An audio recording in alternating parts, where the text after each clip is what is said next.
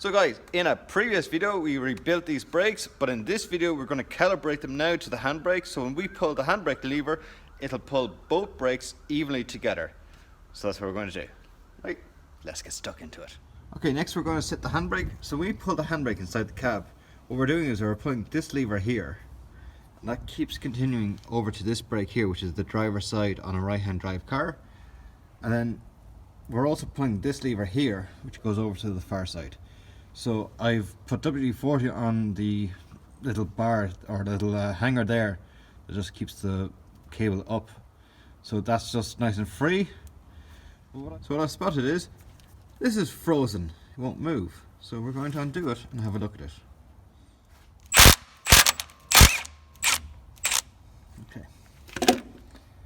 Okay, so all of this is frozen. I put WD-40 onto it, let it soak into it. We're just going to free it up because obviously the pins are here, and it also has to rotate on this here.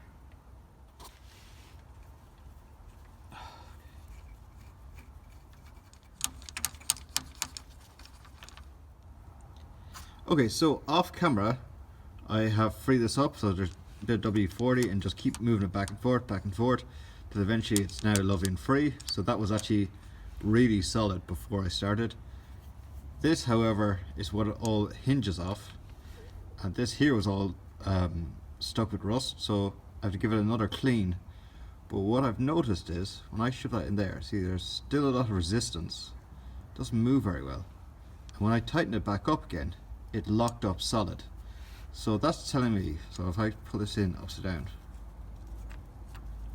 so when I push that home, the center of this shaft here should be proud of this here. So obviously there should be more of this than this, because when this gets tightened up, this here should still be allowed to move freely as not. So I think there's either a spacer missing or it's just worn so badly that it's locking up, or else Kia just never did anything about it and just hoped it'll be grand.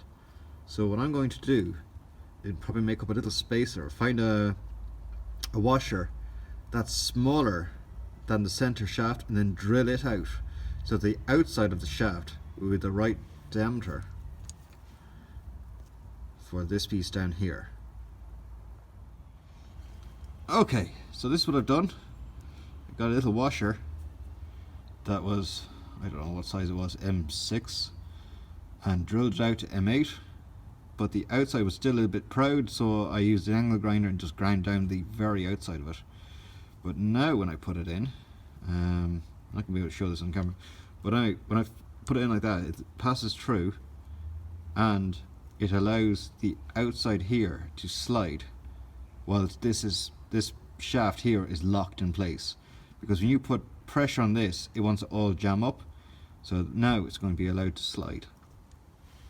So yeah, let's put that back together again now. Start the tread, get the impact gun.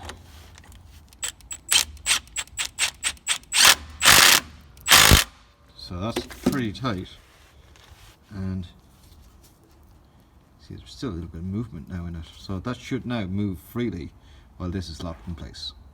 Okay, here's a close-up of the space that's in it. You can see just the little line just there, opening and closing.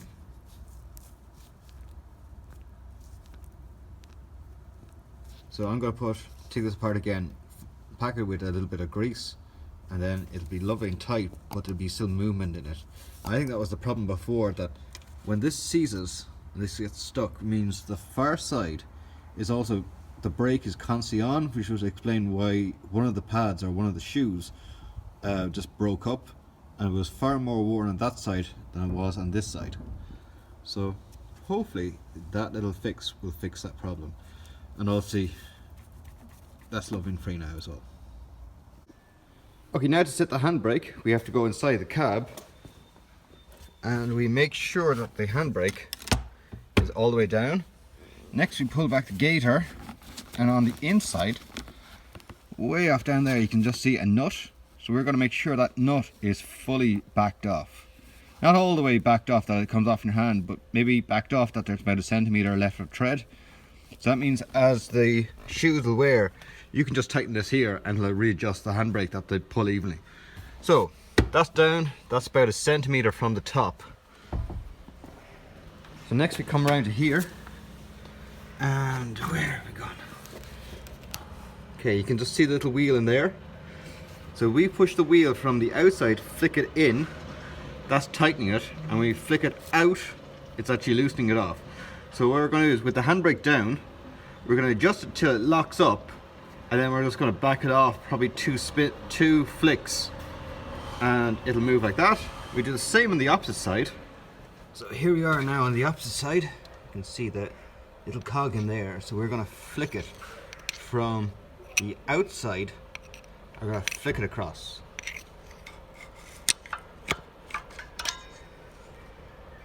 Very difficult to see. Maybe we'll do that off camera. Okay, we're after removing the little wheel, and look at that. It's after locking up. So now what we're going to do is bring it back 2 flicks. Okay, now we have it moved back, and you can see it's nice and free, but the shoes are just barely touching the inside rotor, which is correct.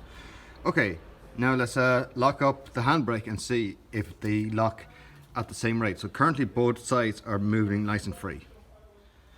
Okay, so just pull the handbrake. 1 click, 2 clicks, it's getting very tight now.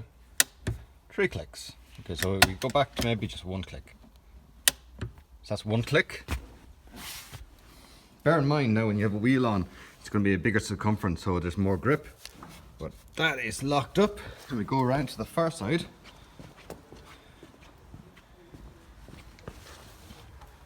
And that's locked up as well. So there's no movement in that. Come back inside the cab. Release it back down. We check it. That's lovely and free. Okay, that's both sides now calibrated correctly. Right, now that we have it all set up, we take our little bung and we put it back in. Okay, now get the wheel on and we're finished. Okay, now we're going to adjust the handbrake up 1 click. 1 click. We're just going to test the wheel. Small bit of turning in it. We go to the far side. Small bit of turning in it. So we're going up another click. That's now 2 clicks in total.